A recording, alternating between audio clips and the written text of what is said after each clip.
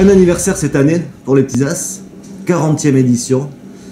Mais déjà, est-ce qu'il y a 40 ans, vous projetiez comme ça sur 4 décennies de promotion du tennis pour les jeunes? Très sincèrement, non.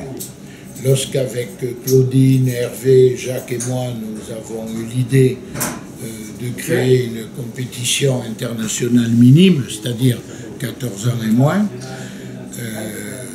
on est allé voir la Fédération française de tennis qui a trouvé notre projet séduisant et nous ont dit, eh bien, allez-y, foncez. Alors, on a commencé avec 4 nations et puis progressivement cela a évolué, mais c'est vrai qu'aujourd'hui, on a 40 ans de tournoi et très sincèrement, on ne s'attendait pas à une aventure sportive aussi passionnante, aussi humaine et puis notre notoriété qui est faite par tous les joueurs et joueuses qui sont passés à Tarbes. Et voyez, principalement, lundi matin, avec l'ouverture de l'Open d'Australie, il y a le top 10 mondial qui est sorti.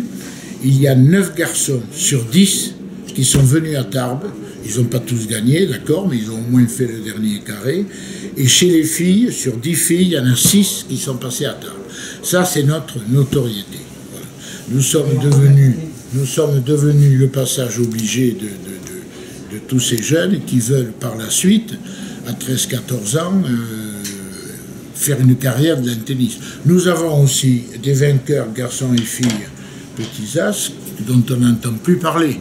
Parce que mentalement, ils sont décidés sportivement, et puis après, la vie fait que, avec les relations humaines, ils abandonnent pour faire autre chose. Mais ça, c'est la vie, ça.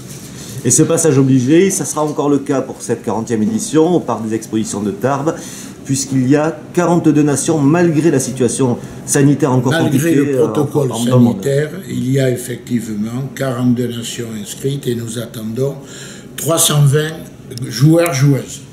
Et dans les 42 nations, il y a quand même 10 nations de tennis en fauteuil, qui est ça aussi, depuis le début, nous sommes très attachés.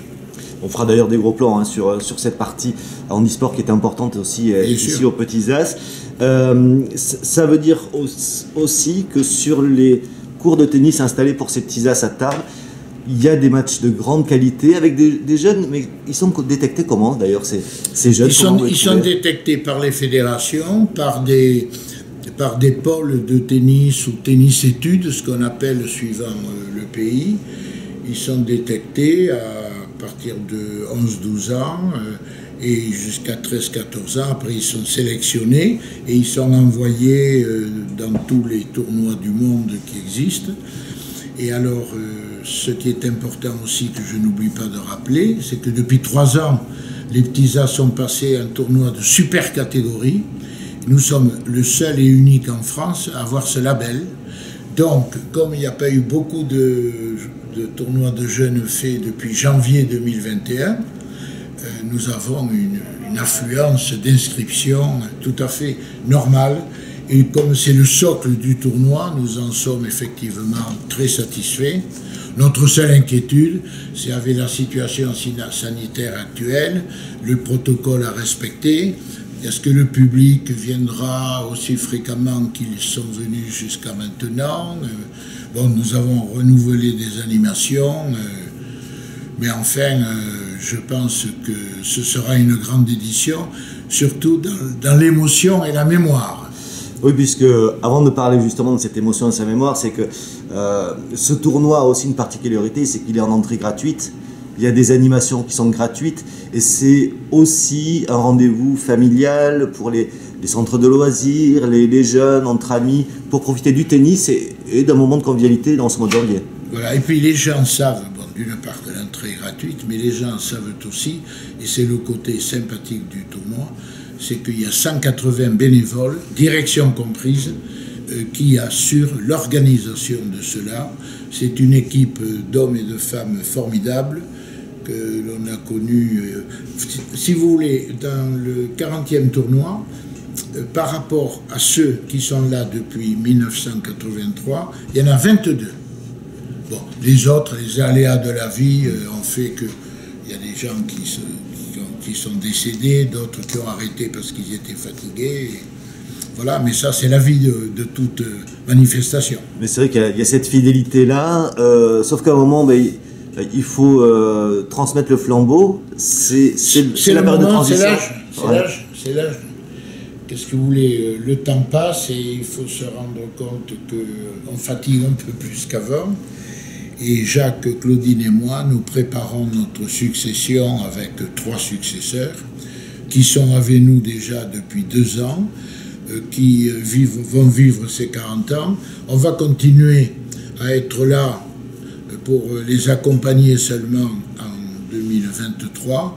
Et puis après, nous restons bien sûr dans le conseil d'administration étant membre de plein droit. Et c'est là où on fera un peu le bilan de ce qu'ils ont trouvé de mieux que nous à faire. J'espère que ça va exister. Et si nous, on a quelque chose qui ne va pas, on le dira aussi. Voilà. Est-ce que pour conclure, il y a quand même une fierté à ce que ce tournoi international reste à Tarbes, reste ici au Parc des Expositions, parce que au moment de passer un flambeau, on peut avoir des craintes, et notamment la victoire, de voir partir ce phare de la ville en matière sportive. Voilà, alors ce relais, nous le passons avec 3 critères fondamentaux et exigés, si je peux m'exprimer ainsi. La gratuité totale de l'entrée pour le public du 1er au jour des finales, 11 jours de compétition, le bénévolat pour tous, et surtout que à vie ce tournoi reste à Tarbes, car c'est une famille tarbaise qui l'a créé, et nous sommes donc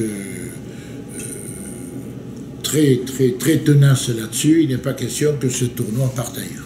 Et en attendant, on va profiter pleinement de ces 40 ans, 40e édition des Tisas, qui démarre ce jeudi et qui va durer donc jusqu'au... Qui démarre demain jusqu'au dimanche 30 janvier.